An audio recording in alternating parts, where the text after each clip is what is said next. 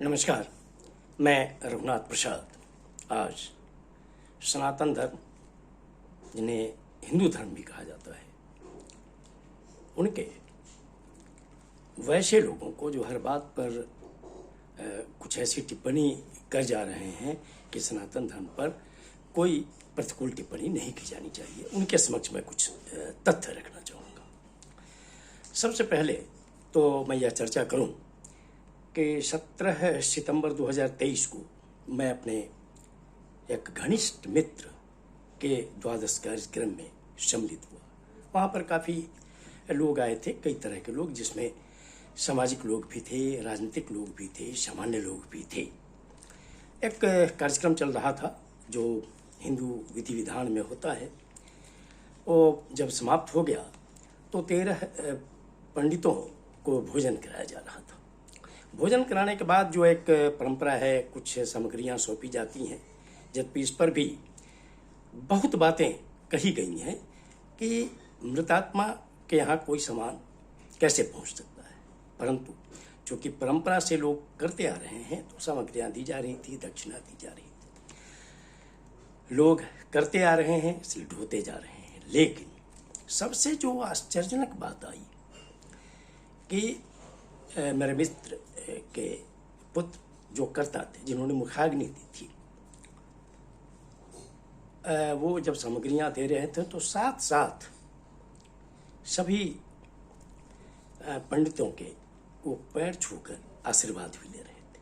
और उसमें आश्चर्यजनक यह था कि 3 या 4 पंडित ऐसे थे जिनकी उम्र 10 वर्ष से कम रही होगी।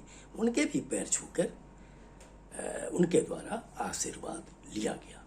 और यह एक जगह की बात नहीं है, जहाँ भी द्वादश कार्यक्रम होते हैं ज़्यादातर जगह ये स्थिति आती है। और किसी भी बुद्धिजीवी को यह अधिक अजीब लगता है कि अपने उम्र से ज़्यादा का पैर छूकर आशीर्वाद लेना, वहाँ तक तो सही है, लेकिन क्या ये धर्म इस बात के लिए भी ज़रूरी है कि बच्चों को भी सिर्फ जाति के नाम पर उनके भी पैर अपने से ज़्यादा उम्र के लोग छूकर आशीर्वाद प्राप्त करें? दूसरी घटना का मैं जिक्र करना चाहूँगा। 18 सितंबर को मैंने सोशल मीडिया पर एक संस्मरण श्री रविंद्र पाठक जी का मैंने देखा। राजीव पाठक, श्री राजीव पाठक जी का ये है social media NDTV India web portal पर। श्री राजीव पाठक साहब ने लिखा कि वो बिहार के रहने वाले हैं, वो ब्राह्मण परिवार से आते हैं और ब्राह्मण परिवार में ही पले बढ़े, लेकिन उन्होंने कभी भी जाति प्रथा में विश्वास नहीं किया। ये बहुत ही अच्छी बात है। उन्होंने लिखा है कि जब उनकी उम्र लगभग 10 वर्ष की थी तो उन्हें कुछ बातें बहुत ही अजीब लगती थी। जब वे घर से निकलकर सड़क पे आते थे तो कुछ पिछड़ी जातियों के लोग सड़क किनारे खड़े हो जाते थे, मालिक प्रणाम कहा करते थे। उन्हें यह अजीब लगता श्री पाठक जी को कि उनकी उम्र बहुत कम है, 10 वर्ष के आसपास है, और काफ़ी उम्र दराज लोग भी उन्हें मालिक प्रणाम कर रहे हैं। उसके बाद श्री लालू यादव जी बिहार की सत्ता पर आए तो कुछ दिनों के बाद ये परिवर्तन हुआ कि मालिक शब्द बाबूजी में परिणत हो गया, अर्थात प्रणाम बाबूजी।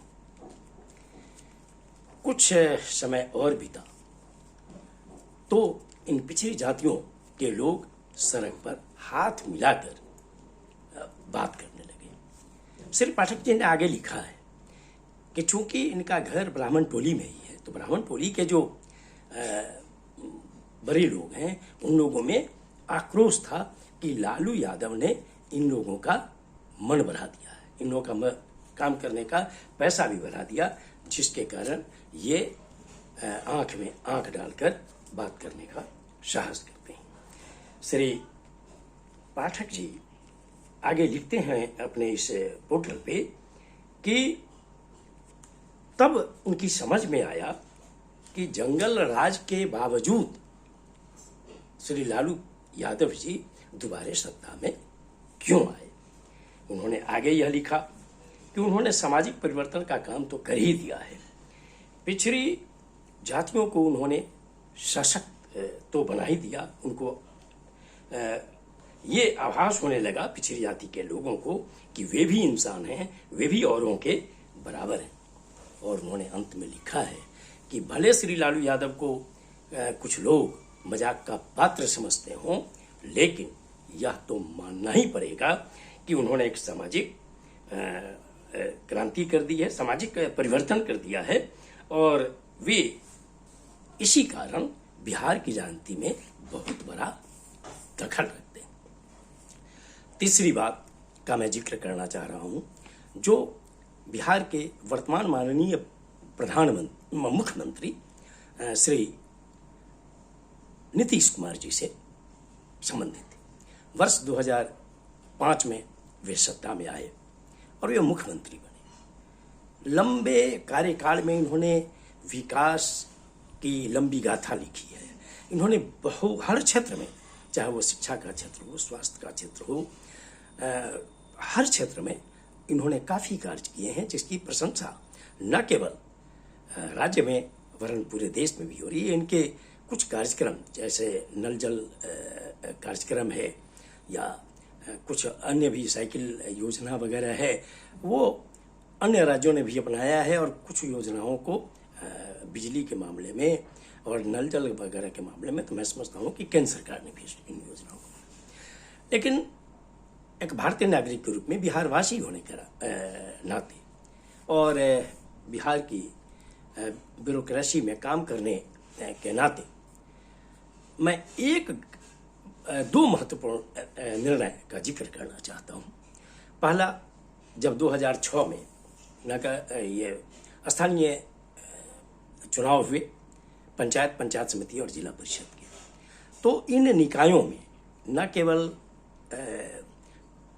सदस्य और पंच वरन एकल पद जो थे, मुखिया, सरपंच, प्रमुख और जिला परिषद अध्यक्ष, इनमें भी अनुसूचित जाति, अनुसूचित जनजाति और अत्यंत पिछड़ी जातियों को आरक्षण दिया गया।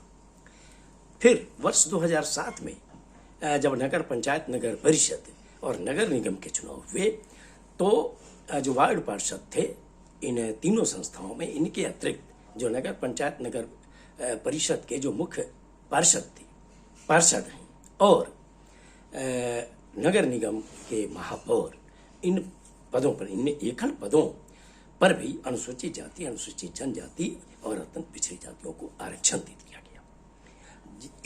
ये मेरी समझ से बहुत बड़ी सामाजिक क्रांति है, क्योंकि जो स्थानीय निकायों में शासन का दौर था, ये ज़्यादातर लोग ये जानते हैं कि खासकर उच्च जातियों का इसमें वर्चस्व हुआ करता था और खानदान तर खानदान इन पदों पर वे चुने जाते रहे। मैंने प्रशासनिक सेवा में लोगों को टिप्पणी करते हुए सुना कि श्री लालू जी ने तो मंच पर खड़े होकर उच्च जातियों को कुछ बातें कहीं, वो उन बातों में कुछ मजाक की भी बातें हुआ करती थी। हाँ, इतना जरूरी है कि श्री लालू यादव जी ने लोग कमजोर वर्ग के लोगों को आवाज दे दी, लेकिन श्री नीतीश कुमार जी ने तो उच्च जाति के जो परंपरागत जो वर्चस्व के पद थे स्थानीय निकायों में, वो जमीन ही खींच ली। अब ये प्रतिक्रिया साबित करती है कि श्री नीतीश कुमार के जो ये आरक्षण वाले कदम हुए स्थानीय निकायों में, ये सामाजिक क्रांति के लिए हमेशा हमेशा याद किए जाएंगे। अब मैं सनातन धर्म और हिंदू धर्म के वैसे लोगों से अनुरोध करता हूं जो बात बात पर ये इशू उठाते हैं कि सनातन धर्म पर उंगली ना मत उठाइए। मैं चाहता हूं कि आप इन तीनों घटनाओं पर निश्चित तौर पर सोचें और ये बदलाएं, इन पर विचार निश्चित तौर पर हमारे लोगों को विचार करना चाहिए कि क्या किसी भी धार्मिक रीति में क्या बहुत छोटे छोटे बच्चों का भी, जो उम्र दराज का व्यक्ति है, वो अभी पैर छूकर आशीर्वाद ले, और जो श्री लालू जी और श्री नीतीश जी ने जो कदम उठाए हैं, क्या इनका खुलकर इस मामले में जो सामाजिक क्रांति के रूप में इसका समर्थन नहीं किया जाना चाहिए। ये वीडियो आपको अच्छा लगा हो तो निश्चित तौर पर लाइक करें, शेयर करें। अब तक मेरे चैनल को आपने सब्सक्राइब नहीं किया तो सब्सक्राइब करें, बेल आइकन को टच करें ताकि मेरे हर आने वाले वीडियो का नोटिफिकेशन आपको तुरंत मिल जाए। आप सभी लोगों के लिए शुभकामनाएं। धन्यवाद। जय हिंद।